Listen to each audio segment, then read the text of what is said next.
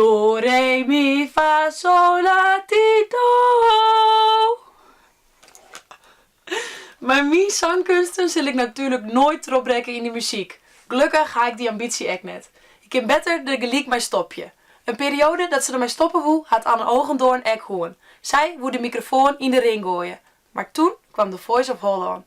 Door dit programma is het trobrutsen en had ze hier in deze studio een cd opnemen kunnen. Ik is in wat haar 180 graden moment wie.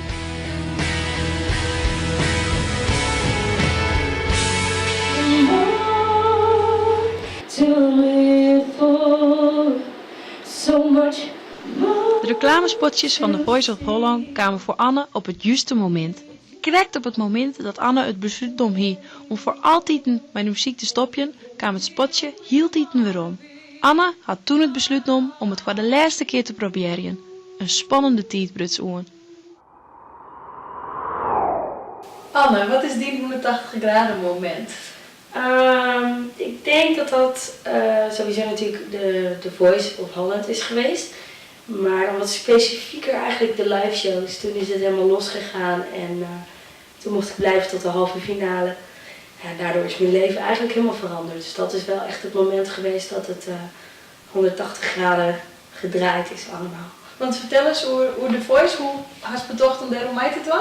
Nou, ik zag in de zomer vorig jaar wat spotjes voorbij komen van The Voice. Ik wilde in principe stoppen met zingen en de muziek om gewoon te gaan studeren. Ik zag het spotje voorbij komen op RTL 4. Toen dacht ik, ja weet je, misschien moet ik dit maar gaan proberen. En wordt het niks, dan kap ik ermee. En anders zien we wel tot hoe ver het gaat lukken.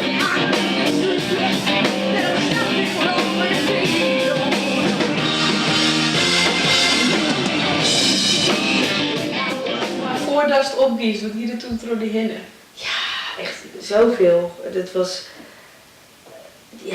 zoveel druk, stress, spanning. Het was echt Vrees dus die ik af van waarom steek ik hier? Ja, ik heb me wel eens afgevraagd van shit, waarom ga ik dit doen? Dus ik heb toen gemerkt dat de zenuwen nog veel erger konden bij live shows. Maar dat was toen al heel heftig. Maar wel heel leuk om mee te maken. Want dat dacht mij niet. Ja, dus in één keer zag dat iedereen die kent en dat iedereen en zoveel mensen die goed vinden. Ja, dat is bizar. Dat is echt super raar. We bewaren gewoon alles in één grote doos. Daar zit echt alles in. Echt van de bandjes die we om moesten bij de Voice. Dat echt, interviewing, dat is een stuk in de hitkrant. Allemaal kaartjes en dingetjes. Want dit binnen leuke... Oh. Ja.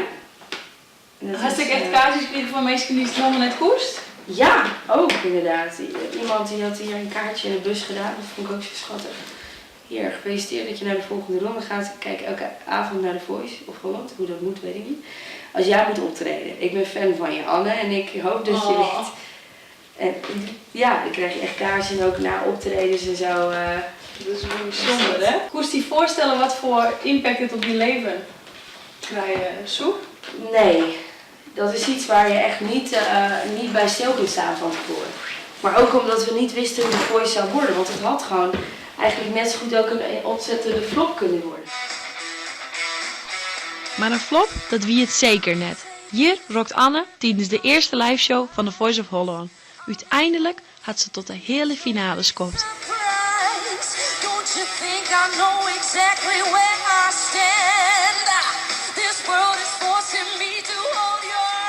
In het bolwerk in Snits vertelt Anne hoe haar lippen voor The Voice. Ze zit als zo'n ze halve jaar is in een rockband. En zo'n tijd is haar pasje voor muziek alleen maar groter te worden. Dat Anne het op haar eigen manier docht is duidelijk. Ze had haar eigen cd heel zelf schreeuwen en financierd. De eerste cd van Anne en die heet Sugary.